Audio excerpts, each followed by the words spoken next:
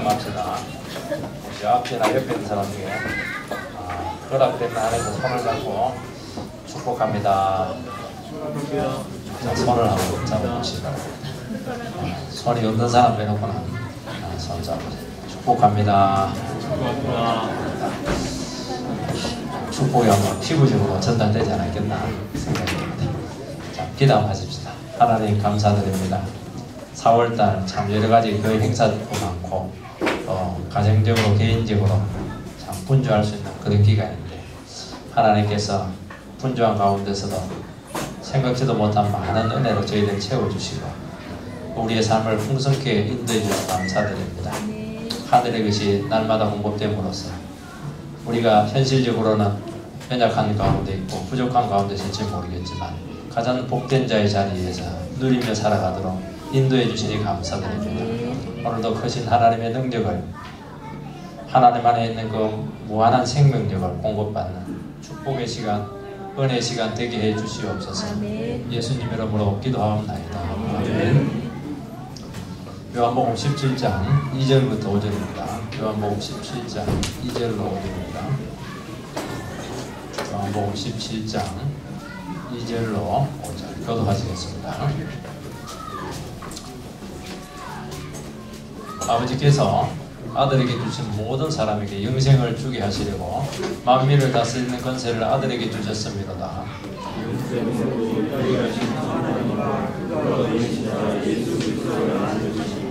아버지께서 내게 하라고 주신 일을 내가 이루어 아버지를 이 세상에서 영화롭게 하였사오니 아버지가 창세전에 내가 아버지와 함께 가졌던 영화로서 지금도 아버지와 함께 나를 영화롭게 하옵소서.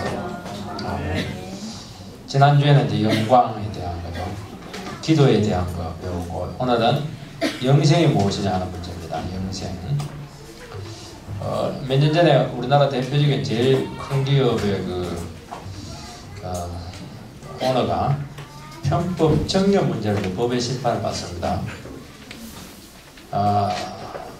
그 비리가 폭로된 이유는 바로 그 일에 관계된 변호사가 직접 폭로를 했기 때문입니다. 그러니까 뭐 얼마나 그 중요한 일인데 단속을 했는데도 불구하고 막을 수가 없었습니다. 그 자체가 뭐냐니까 상속이 합법적이지 않았다는 것이고 법망을 피해서 어떻게 하든지 은밀하게 진행하려고 했기 때문입니다. 지금도 권자에 있는데 아들에게 완전한 경영권이 넘어가기 전까지는 아마 그 자리를 지키고 계속 그 권력을 강화시킬 겁니다. 그렇지만 이미 많은 불법이 사실은 드러나게 된 겁니다. 이것을 보면 참 이 세상에서 정말 바르고 정당하게 무슨 일을 한다는 게 이게 가능할까? 정말 쉽지 않습니다. 아무리 비리를 건절하고 사회를 바로잡고 정권이 바뀌면 뭐 칼날을 세우고 이렇게 해도 그때뿐이고 여전히 항상 어둡고 그렇게 하는 이유는 그게 다 인생들이 하는 일이기 때문에 그렇고 다 그 죄인들이 하는 것이기 때문이고 뭐 합법적이다, 뭐 공개적이다, 투명하다 이런 것들이 이런 근본적인 문제가 해결되지 않는 상태에서는 사실은 그 구호에 지나게 되지 않습니다. 근데 신앙의 세계는 꼭 구호만은 아닙니다. 될 수가 있습니다. 요즘 막 교회가 많이 변화받고 있는데 제일 투명하고 정직해야 될 이런 곳인데도 불구하고 교회가 이렇게 비난을 받는 이유는 사실은 그 하나님의 능력으로 교회가 세워지지 않기 때문입니다.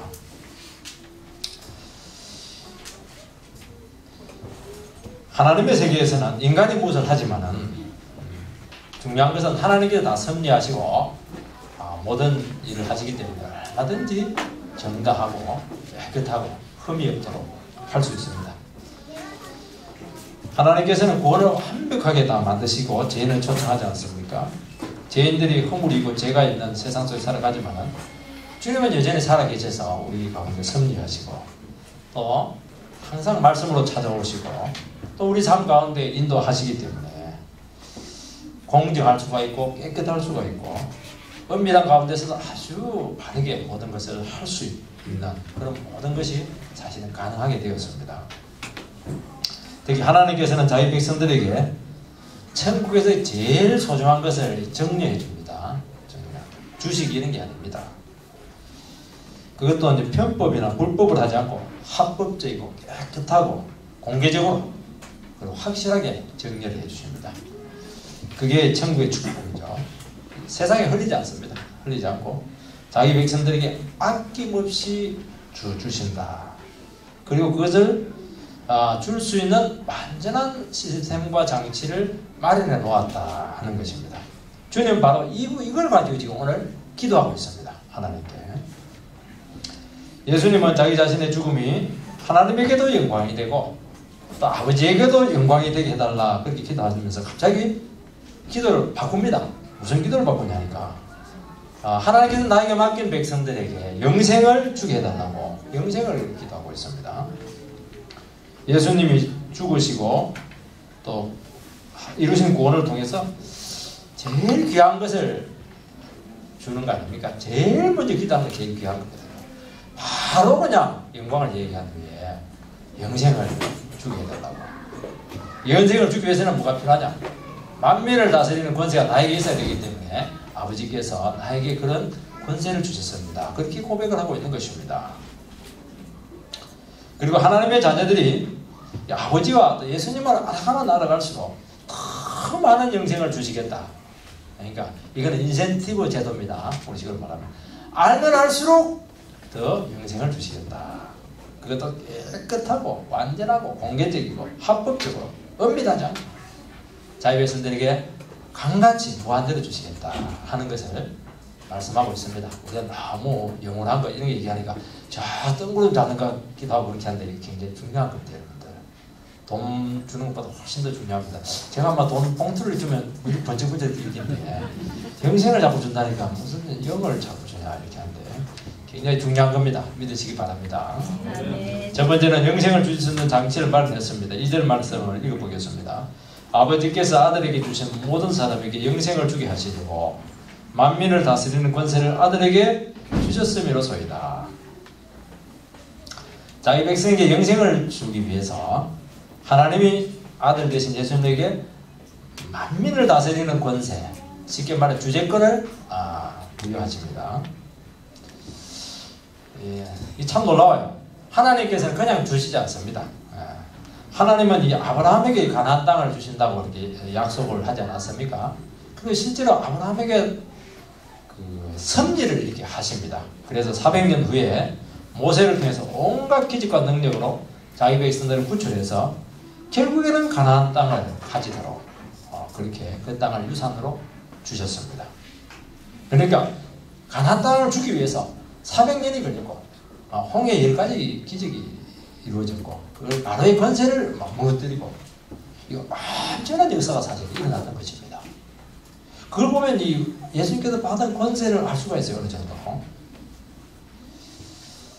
그런데 이번에 하나님께서 예수 믿는 자들에게는 무엇을 주느냐 하니까 땅을 주는 게 아니고 영생을 주시겠다는 겁니다. 그 영생을 주시기 위해서 뭘 했느냐? 막 과거의 권세를 막 무너뜨리고 그렇게 한 것은 아닙니다.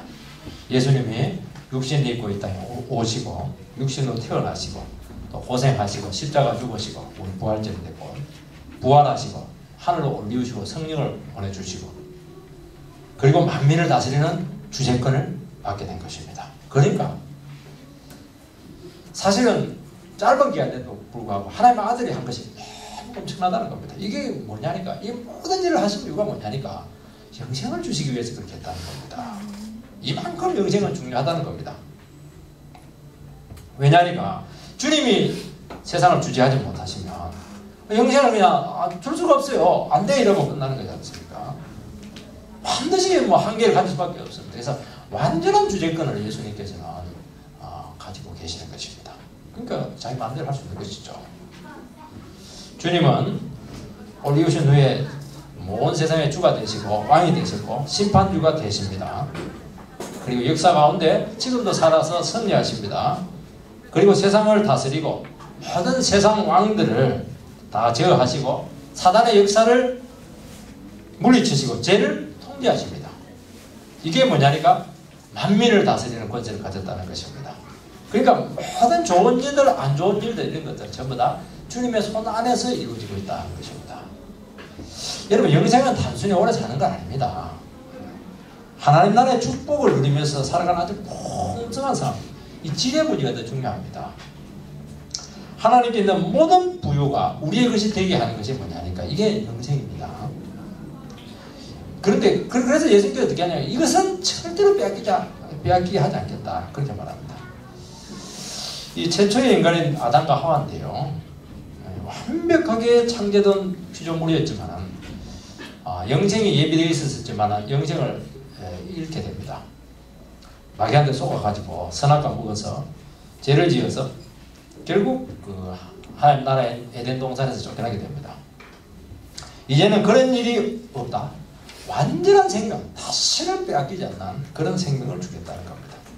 인간의 죄와 연약과 부족과 아무 관계없이 주시겠고 계속 줄 것이고 무한대로 공급해 주겠다 하는 것입니다. 이 최초의 인간 아담과 하와가 누린 이 생명은 완전하지 않았습니다. 왜 그러냐니까 이게 조건적이죠. 네가 하나님 말씀에 순종하면 내가 계속 또 죄를 짓지 않으면 내가 계속 영생을 주시겠다 이렇게 했는데 죄를 짓는 바람에 그냥 끊어지게 된 것입니다. 그러니까 최초의 인간은 죄를 지을 가능성이 있는 거예요. 왜냐하니까 자유가 지었기 때문이죠. 하나님께서 너무 잘 만들어서 그렇게 한 겁니다. 죄를 지을 자유가 없으면요, 그거는 로봇입니다. 로봇은 시킨 대로 하니까. 하나님 죄를 지을 수도 있고 안 지을 수도 있고 그런 거 안 돼서도 말씀 순종하라 이렇게 했던 것입니다. 그런데 주님의 십자가는 완전히 다른 거예요. 죄된 우리를 구속해서 죄 없는 의인이 되게 합니다. 그리고 의인으로 선포하시고 현재의 죄, 지금 짓고 있는 죄, 앞으로 미래에 지을 모든 죄를 예수 그리스도의 구속 안에서 다 용서하시고 해결하셨습니다. 미래 죄짐을 어떻게 하냐? 그도 이미 하나님께서 다 섭리하셔서 그 문제를 처리했습니다.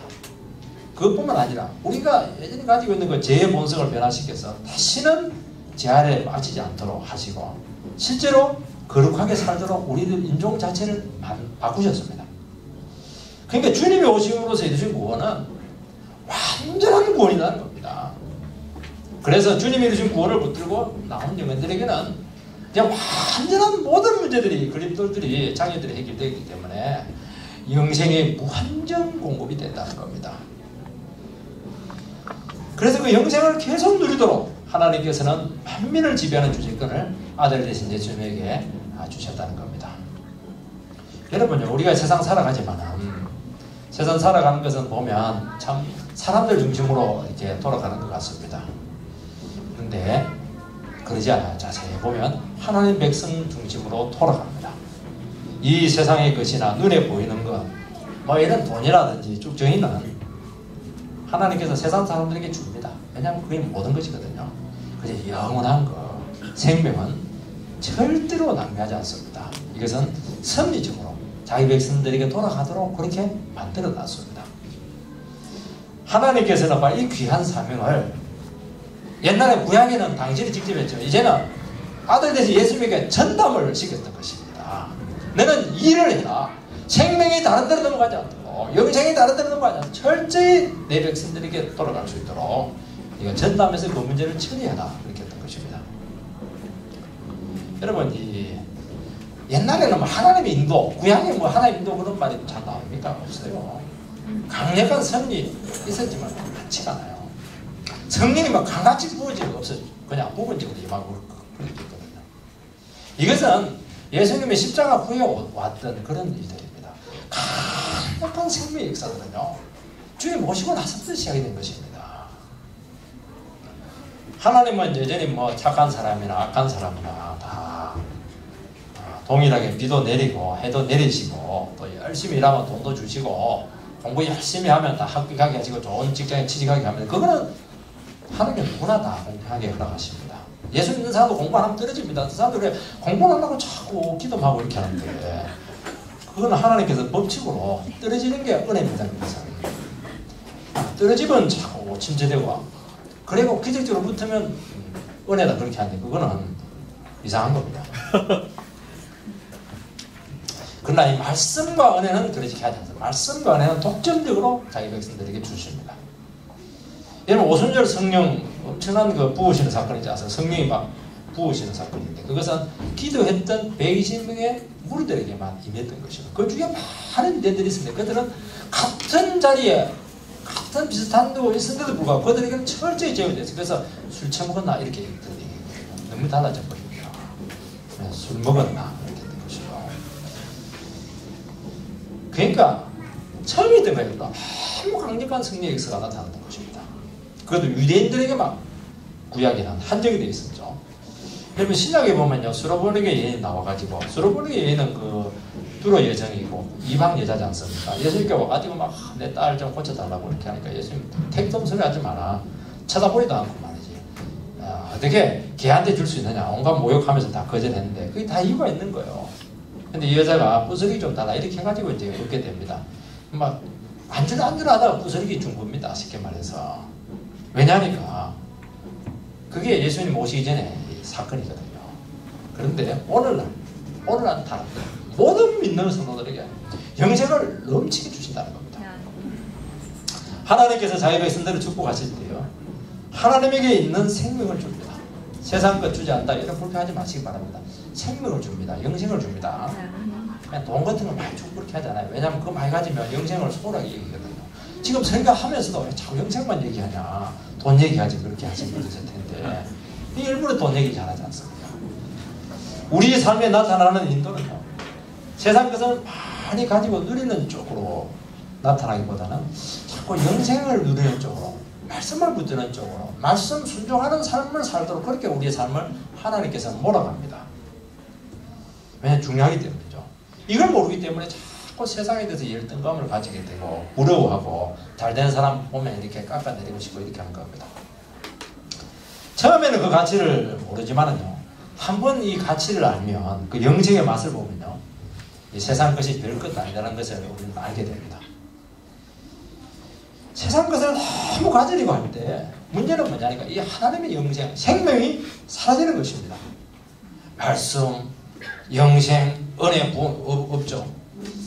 그래서 주님은 자기 백성들이 세상 것을 다 잃게 해서라도 이 하늘의 축복만은 빼앗기지 않도록 그렇게 반드시 승리하십니다. 이것은 하나님 그거 하나고 예수님께서 지금 살아 계시는 것이거든요. 부도가 나게 하기도 하고 건강을 잃게 해서라도 명성을 잃게 해서라도 그렇게 하십니다. 그래서 그런 분들 찾아가 보면요 그전에 내가 정말 생명을 낭비하는 삶을 살았다 그런 고백을 합니다. 이제야 내가 생명을 찾았다고 영원한 가치를 이제 알았다고 한결같이 이런 고백을 하는 것인데 이게 뭐냐니까 주님께서 우리 믿는 성도들에게 섭리하는 섭리의 방식인 것입니다. 여러분 복음서에 보면 너희들이 영생에 들어가기 위해서 손도 잘라버리고 발도 찍어버리고 눈 그냥 하나 빼버리라 불구자가 되라 이렇게 하는 말이 아니죠. 그거 왜 그러냐니까 그것 때문에 생명을 얻는데 지장이 많은 겁니다. 죄를 자꾸 짓게 되고 유혹을 짓게 되고 자꾸 손으로 가지러 나가고 자꾸 눈 가지고 죄를 짓고 이렇게 하니까 그렇게 하는 거죠. 왜냐하니까 그걸 빼서라도 영생을 가지게 된다는 거예요. 그것이 너무 소중하다는 것이죠. 그래서 주님 외에 다른 것을 의지하는 것도 있으면요 돈이나 명예나 자존심이나 자식이나 자기를 의지하는 모든 것들을 잘라버려야 됩니다. 그게 영생을 얻는 길입니다. 자기 부인의 삶이죠. 그게 잘라야 돼요. 예수 믿는 사람들은 자꾸 두 가지를 가지려 하거든요. 그게 문제입니다. 한 30대 70, 40대 60, 50대 50 자꾸 이런 식으로 생각하기 때문에 문제가 되는데 그냥은 안 됩니다. 어떻게 하라고요? 0대 100 이럴 때 팍 잘라버려야 돼요. 자꾸 왜 미래를 가지고 이래 하니까 안 나옵니다. 물이 안 나와요. 물이 나와야 되는데 팍 잘라야 됩니다.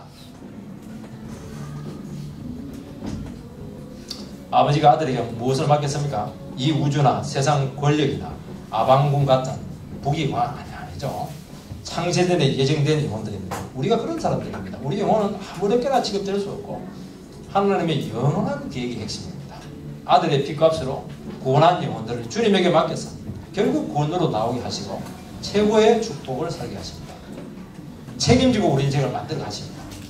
그래서 절대로 악으로 빠질 수 없고 세상의 부귀영화로 한시적인 인생이 되게 하지는 않을 겁니다.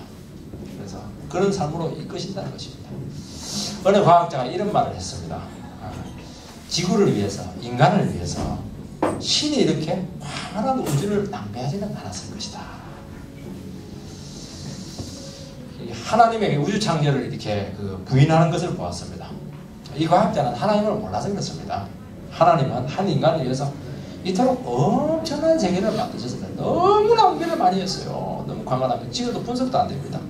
작은 정원 만드시고 큰 정원도 만드시고 또 막 그 지구 밖을 따른 우주 정원도 만드시고 또 밤에는 무섭지 않도록 온갖 조명으로 네온 사운드로 그냥 아름답게 하늘을 수놓았습니다. 그거 왜 그렇게 했습니까? 그거? 우리 인간들을 위해서 그렇게 한 것이거든요.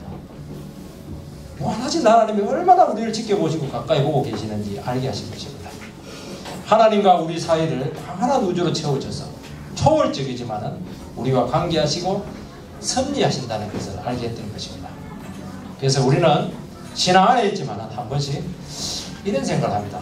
이 많은 사람 중에서 하나님께서 나를 아실까?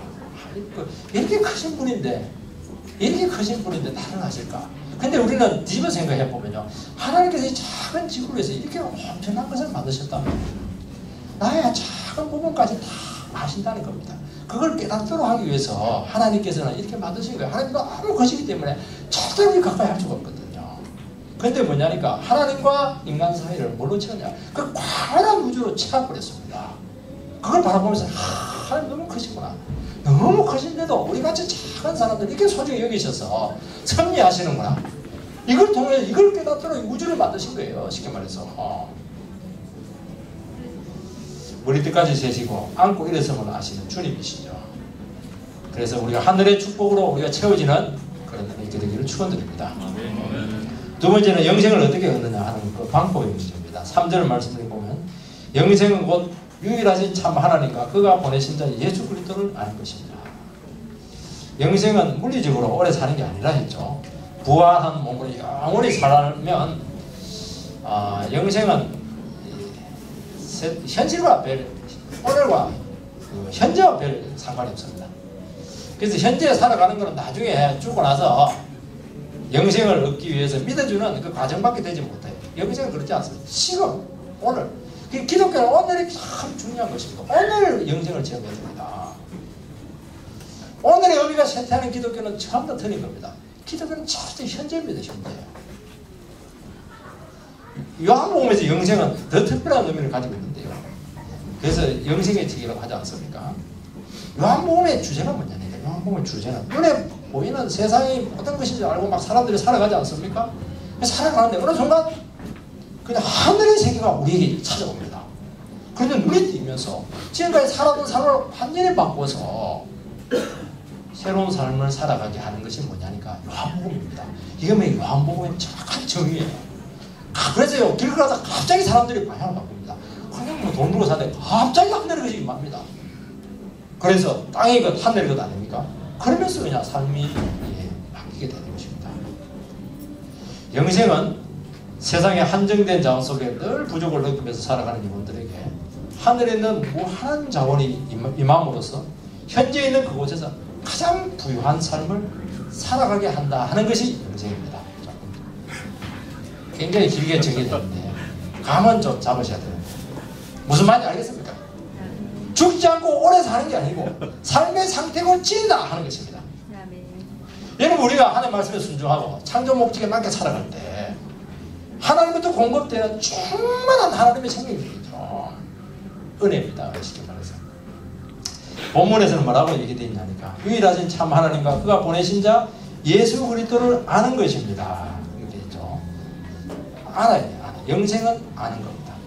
아는 만큼 은혜를 많이 체험하고 부여를 많이 체험하고, 여기서 안다 하는 것은 야단데 동침하다, 동거하다 그런 의미를 가지고 있죠. 그게 하나님과 주님을 체험적으로 경험적으로 아는 것입니다. 삶을 통해서 그분을 경험해야 된다는 것이죠. 지식적으로 아는 게 아니에요. 교리적으로 많이 아는 게 아닙니다. 인격적으로 아는 것이죠. 여러분 결혼생활 하다 보면 배우자에 대해서 눈뜰 때가 있죠. 이 사람에게 이런 부분이 있었구나 하는 것을 알면서 눈이 띄면서 부부관계가 새로워집니다. 저는 결혼하고 나서 아내에 대해서 알게 된 것 중에 하나가 뭐냐니까 처음에 보니까 몸도 약하고 온 것 같기도 하고 뭘 제대로 못할 것 같더라고요. 그래서 막 다그치고 막 강하게 하고 왜 밖에 못하냐고 그렇게 하니까 더 못하고 더 움츠러들어가지고 막 기가 너무 꺾이는 겁니다. 아무것도 못 하더라고요. 부드럽게 따뜻하게 인격적으로 이렇게 하니까 아내 그동안 내가 몰랐던 아내 장점들이 막 살아나기 시작했습니다. 아 그래서 내가 풍성해지려면 아내에게 정말 부드럽게 해야 되겠구나. 부드러운 남자가 돼야 되겠구나. 그래서 아내에게 맞춰줬습니다. 그러니까 자꾸 새로운 게 나와요. 그러면서 그게 뭐냐니까 아내를 체험적으로 발견한 것이죠. 경험할 때 같이 살 때 이게 나올 수 있는 겁니다. 아직도 우리 집 사람은 저한테 당신 아직도 내를 잘 몰라 이렇게 하는 거 보니까 결혼 생활이 완전히 꼽힌 것은 아니다 하는 것을 알게 됩니다. 여러분 인격적인 존재는 객관적으로 아는 것을 아는 것이 아니고 사귐을 통해서만 알 수가 있습니다. 그래서 요한 1서에서는 생명은 주님과의 사귐에서 온다. 그분을 들었고 눈으로 보았고 손으로 만진바다. 그렇게 하는 게 그렇게 직접적으로 알아야 되는 것입니다. 영생은 유일하신 참 하나님을 아는 것이고 그가 보내신 예수 그리스도를 아는 것입니다. 거짓된 하나님 아니고 유일하신 참 하나님을 알아야 됩니다. 체험적으로 인격적으로 거짓된 하나님, 송아지 우상으로서의 하나님, 나를 위해서 존재하는 하나님, 여러 신 중에 한 분, 그거로는 절대로 영생이 오지 않습니다. 성경에 계시던 그 하나님을 나의 삶 가운데서 실제로 경험하고 체험하고 붙들어야 되는 것이죠. 오는 것을 다 하는 것입니다. 특히 뭘 알아야 되느냐니까 그 하나님께서 죄인을 사랑하기 위해서 아들을 죽이기까지 사랑합니다. 그 사랑의 하나님 그걸 알아야 됩니다. 그거 다 알아야 돼요. 그래서 아들까지 알아야 된다는 거예요. 하나님도 알아야 되고 아들도 알아야 되는 것입니다. 여러분 하나님을 알고 주님을 알게 될 때 우리에게 어떤 현상이 일어날 수 있느냐 하는 문제입니다. 이게 제일 중요한 겁니다. 하나님을 알면 도대체 내 영생이 우리에게 오느냐 하는 이 질문이 제일 중요한 겁니다. 하나님을 알아야 무엇을 알게 되냐니까 우리를 알게 되는 겁니다. 그래서 여러분들이 교리 공부에서 보면요. 실론 하나님이 누구냐 그 다음에 뭐가 나오냐니까 예수님이 아닙니다. 그 다음에 뭐가 나오냐니까 인간은 뭐냐 그게 나오는 겁니다. 하나님을 알아야 인간을 알 수 있는 거예요. 인간은 얼마나 고귀한 존재인데 어떻게 타락했는가 하는 것이죠. 그러니까 하나님을 알게 될 때 무엇을 알냐니까 우리 자신을 알게 되는 것입니다. 우리가 얼마나 작은 존재고 먼지에 불과한지 아는 것이죠. 그분의 능력을 알게 되면 우리가 얼마나 무능하다는 것을 알게 되는 것이고 그분의 거룩을 알게 되면 우리가 얼마나 죄된 존재인가 하는 것을 알게 되고 그분의 사랑을 알게 되면 우리가 얼마나 이기적인 사람인가 하는 것을 알게 되는 것입니다. 이것은 스스로 알 수 없는 것이죠. 십자가를 통해서 우리가 얼마나 죄덩어리인가 무능력한가 철저히 절망에 빠져있는가 하는 것을 알게 되지 않습니까? 이런 인생을 아들을 통해서 구원하신 그 사랑을 알고 은혜의 자리로 나오게 한다는 것입니다. 그러니까 영생이 뭐냐? 영생은 뭐 신비적인 경험들을 많이 하는 것이 아닙니다. 성부와 성자를 얼마나 아는가에 달려있는 것입니다. 이것을 알게 될 때 인간이 할 수 있는 게 딱 하나인데 나는 아무것도 아니고 선한 것이라고는 전혀 없고 철저히 무력하고 무능한 존재구나 하는 것을 인식하게 됩니다. 이게 뭐냐니까 이게 하나님을 아느냐 모르냐 하는 판가름의 기준입니다. 아무리 교리 공부를 많이 하고 아무리 성경 공부를 많이 하고 아무리 오랫동안 신앙생활을 했더라도 자기를 모르면 나는 아무것도 아니고 나는 아무것을 행할 수 있는 능력이 없다. 이 고백이 나와야 되는 것입니다. 이런 삶이 될 때요 인생에 할 수 있는 것도 하나밖에 없죠. 자기 삶을 주님께 맡기는 것이고 그리고 스스로의 노력으로 하나님을 기쁘시게 할 수 없다는 것을 알고 그때부터 이제 십자가 은혜를 붙들게 되는 것입니다. 자기 판단들 생각들 다 버리고 말씀만 붙드는 것이죠. 이게 뭐냐니까 이것이 하나님을 아는 것이고 영생을 얻는 길이다 하는 것이죠. 영원한 생명이 이때 온다는 것이죠. 여러분 누가복음 7장에 보면요 뭐가 나오냐니까 선한 사마리아인 비유가 나옵니다. 율법사가 이제 예수에게 나와서 어떻게 하면 영생을 얻느냐고 그렇게 물으니까 예수님은 이제 율법에 무엇이 기록되었느냐 그렇게 묻습니다. 그러니까 이제 율법사가 신명기 6장 말씀을 끌고 옵니다. 하나님을 내 몸처럼 사랑하고 몸과 뜻과 정성을 다해 사랑하고 이웃을 네 몸처럼 사랑해라. 정확한 대답을 합니다. 예수님께서는 그러면 네가 그렇게 해라 그렇게 합니다. 이때 이제 가만히 있으면 끝나는데 이 율법사가 자랑을 하고 싶은 것 같아요. 자기를 옳게 보이려고 묻습니다. 이웃이 누구냐? 그게 유대인들의 이웃은 같은 동족이거든요. 하나님 사랑하는 것은 잘한다는 겁니다. 이웃 사랑도 잘한다는 거예요. 왜냐하면 너무너무 사랑하거든요. 그때 주님께서는 무슨 비유를 하냐면 선한 사마리안 비유를 하고 있습니다.